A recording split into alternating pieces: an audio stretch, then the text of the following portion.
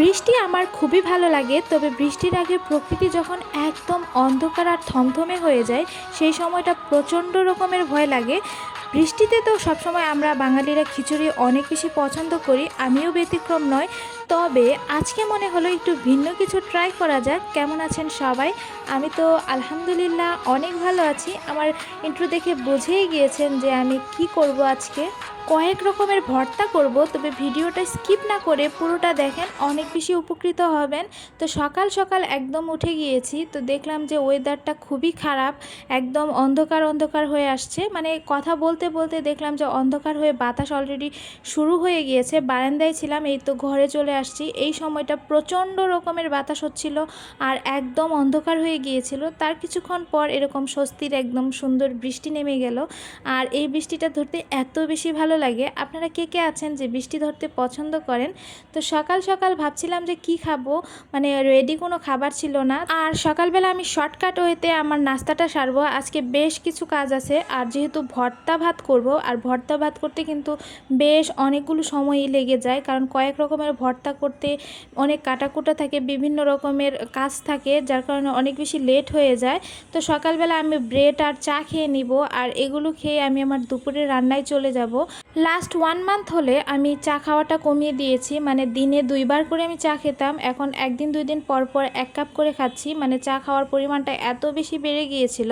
এই তো আজকে 2 দিন পরে 1 কাপ চা খেলাম, আর সাথে ব্রেড ছিল, ব্রেড দেখে খেয়েছি।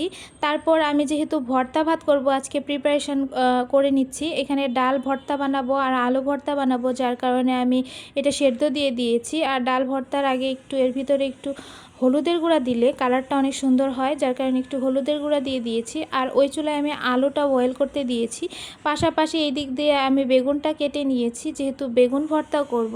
বেগুনটা আমার অনেক বেশি পছন্দ, তবে ভর্তার ভিতরে আলু ভর্তাটা আমি অনেক বেশি পছন্দ করি। পাশাপাশি ডাল ভর্তাটাও, মানে ভর্তা সব রকমই আমি পছন্দ করি।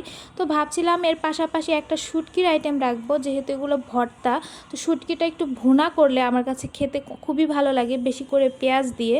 তো এই দিক দিয়ে ভর্তার জন্য আমি লাল মরিচ ভেজে নিয়েছি। আর আমার হাজব্যান্ড তো লাল মরিচ খাবে না, ওর জন্য আলাদাভাবে আমি কাঁচা মরিচ দিয়ে ভর্তা বানাবো, যার কারণে কাঁচা মরিচ ভেজে নিচ্ছি। আর পাশাপাশি যেগুলো পেঁয়াজ কুচি আমি ইউজ করব ভর্তাতে, সেগুলো হালকা করে একটু ভেজে নিব, তাহলে কিন্তু ভর্তা খেতে আমার কাছে ভালো লাগে। কাঁচা পেঁয়াজ কেমন জানি একটু কচকচে লাগে, খেতে ভালো লাগে না, যার কারণে ভেজে নিয়েছি।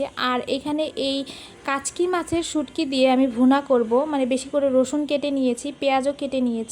আর এই শুটকি ভুনাটা শুধুমাত্র আমি একা খাবো, আর পর্যাপ্ত পরিমাণ করেছি, কারণ 2 দিন আমি এটা ফ্রিজে রেখে রেখে খাবো। আর পেঁয়াজ কাটার ভয়ে আমি এই ভুনাটা করি না, যার কারণে যখন করি তখন বেশি পরিমাণেই করে ফেলি। আর এটা খেতে এত বেশি মজার হয়, আপনাদের সাথে অবশ্যই এটার রেসিপিটা আমি শেয়ার করে দিব। মানে খুব অল্প সময়ে অল্প কয়টা উপকরণে এত সুন্দর ভুনার রেসিপি। তো যাই হোক, আমার হাজব্যান্ডের জন্য সবগুলো ভর্তা এখানে কাঁচামরিচের দিয়ে করে নিচ্ছি। তারপর আমি ইচ্ছা মতো লাল মরিচ মিশিয়ে আমারগুলো করে নিব। আমি ঝালও বেশি খাই, মানে অনেক বেশি খাই, যার কারণে আমারটা আমি আলাদাভাবে করেছি, ওর জন্য আলাদাভাবে করেছি।